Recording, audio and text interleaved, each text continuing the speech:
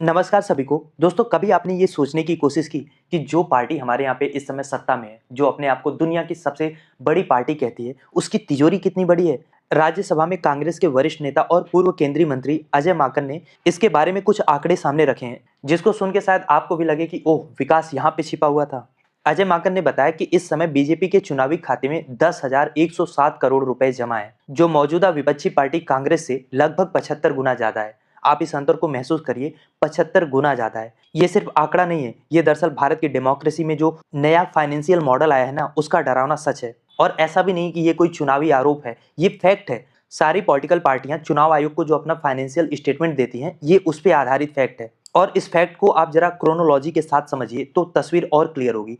देखिए, 2014 में जब बीजेपी सत्ता में आई थी, तो उसका बैंक बैलेंस 295 करोड़ के आसपास था। कांग्रेस के समय उस समय 390 करोड़ था। यानी 10 साल जब कांग्रेस सत्ता में रही थी, उसके बाद बीजेपी और कांग्रेस में जो पैसे का रेशियो था वो 40 और 60 का था। मतलब कांग्रेस के पास 60 रुपए थे तो बीजेपी के पास भी 40 रुपए थे। लेकिन अगले 5 साल में यानी 2019 तक ये गणित पूरी तरीके से बदल गई।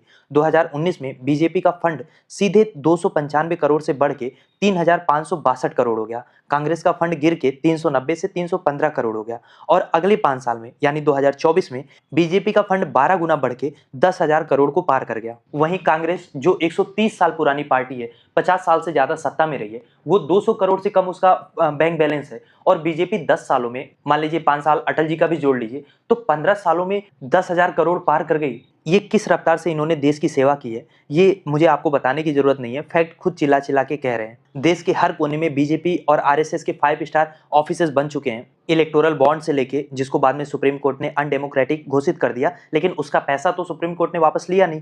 तो इलेक्टोरल बॉन्ड से लेके कॉर्पोरेट डोनेशन से बीजेपी कैसे मालामाल हुई है, ये आंकड़े उस बात के गवाह हैं। और ये गवाह हैं कि जहां एक तरफ देश की 80 करोड़ जनता मुफ्त राशन पे, 5 किलो अनाज पे निर्भर है, बेरोजगारी अपने चरम पे है, रुपए की कीमत ऑल टाइम लो है, 90 पार हो गई, मैन्युफैक्चरिंग सेक्टर संघर्ष कर रहा है, फॉरेन निवेश आ नहीं रहा है, इसके बावजूद एक राजनीतिक दल की आर्थिक स्थिति लगातार मजबूत होती जा रही है। और यहाँ पे मैं ये इसलिए नहीं बता रहा हूँ कि मुझे कोई कांग्रेस से बहुत ज्यादा प्रेम है या बीजेपी से नफरत है। मामला ये है कि कोई भी विपक्षी पार्टी जब इतना कमजोर होता है, जब डिफरेंस इतना बढ़ जाता है, तो लेवल प्लेइंग फील्ड खत्म हो जाता है। एक पार्टी के पास असीमित धन हो तो वो मीडिया को भी अपने पक्ष में झुकाता है, वोटर डेटा से लेकर सोशल मीडिया कैंपेन तक पर बेतहाशा खर्च करता है, विपक्षी नेताओं को अपने पाले में लाने के लिए हर संसाधन का उपयोग करता है। इसके बाद हर चुनाव money power, muscle power, media power में बदल जाता है। और ये सब होते हम आप देख रहे हैं। डेमोक्रेसी में लेवल प्लेइंग फील्ड का होना बहुत जरूरी है। और ये फंडिंग बता रही है कि लेवल प्लेइंग फील्ड पूरी तरीके से डिस्ट्रॉय हो चुका है। खैर, आप क्या सोचते हैं इस टॉपिक को लेके, लिखिए अपनी राय कमेंट बॉक्स में। और इस टॉपिक का कंप्लीट वीडियो आप डायरेक्टली चैनल पे भी जाके देख सकते हैं।